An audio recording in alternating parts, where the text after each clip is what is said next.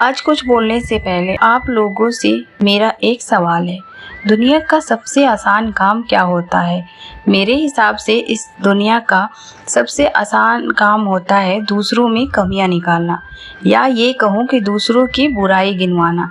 वैसे इस संसार में बहुत सारे और अलग अलग लोग हैं, उनकी सोच भी एक दूसरे से अलग होती है। फिर भी मेरे इस सवाल के जवाब से बहुत से लोग सहमत होंगे, क्योंकि हम अपने आसपास ऐसे लोगों को जानते हैं जिन्हें इस काम में महारत हासिल होती है।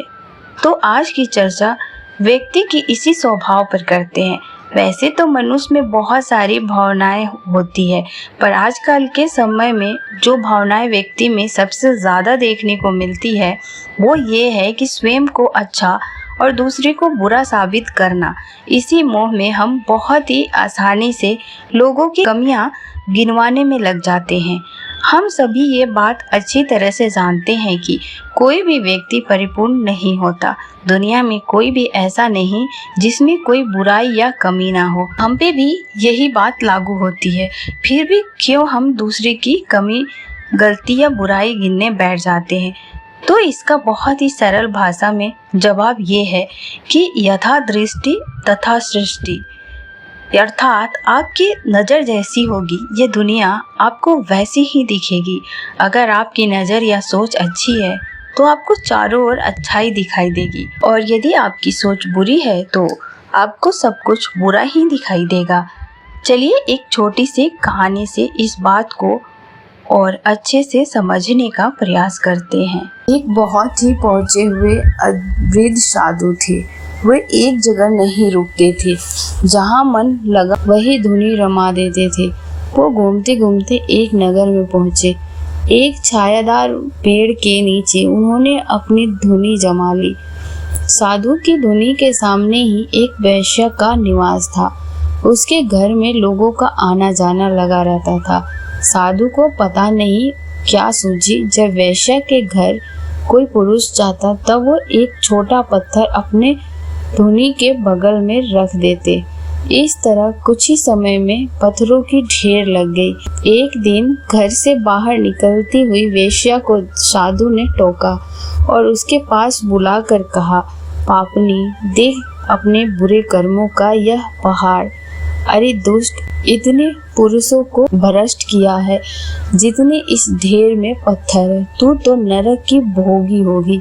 वैश्या भय से कांपते हुए रोने लगी। साधु के सामने पृथ्वी पर सिर रखकर गिड़गिड़ाते हुए बोली, महाराज, मेरे पाप से उद्धार का कोई मार्ग बताइए, मैं अवश्य उसका पालन करूंगी। साधु अत्यंत क्रोधित स्वर में बोला, तेरे उद्धार तो हो ही नहीं सकता। यहाँ से अभी चली जा। तेरा मुख देखने के कारण मुझे आज उपवास करके पश्चाताप करना पड़ेगा। वैश्या दुखित हृदय के साथ वहां से चली गई।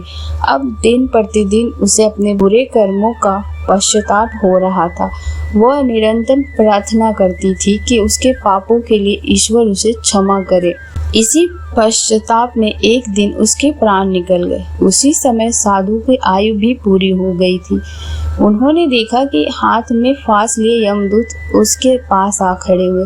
साधु ने डटकर पूछा, कौन हो तुम सब यहाँ क्यों आए हो? यमदूत ने कहा, हम तो धर्मराज के दूत हैं, आपको लेने आए हैं। आपका प्रस्थान का समय हो गया है। साधु ने पूछा, तुम मुझे कहाँ लेकर जा रहे हो? यमदूत ने कहा कि वो साधु को नरक ले जाने के लिए आए हैं, वहाँ उनका कर्मों का हिसाब किताब होगा। साधु ने दूतों से कहा, तुमसे शायद बड़ी भूल हुई है। मैं तो बचपन से ही ईश्वर भक्ति में लीन हूँ तथा मेरे द्वारा गलती से भी कोई बुरा कर्म नहीं हुआ है। विचार करो, हो सकता है पड़ोस में रहने वाली वैश्या को लेने तुम्हें भेजा गया हो। दूत बोला, हमसे कोई भूल नहीं हुई है। वह वैश्या तो पहले ही बैकुंठ पहुंच चुकी है। आपने बहुत तपस्या की, परंतु वैश्या के पापों की गिनती करते हुए आप निरंतर पाप चिंतन ही तो किया करते थे, और इस मृत्यु काल में भी आप पाप चिंतन ही तो कर रहे थे। अतः आपको अब नरक की तरफ ही प्रस्थान करना है। आपके पाप पुण्य का निर्धारण यमराज करेंगे।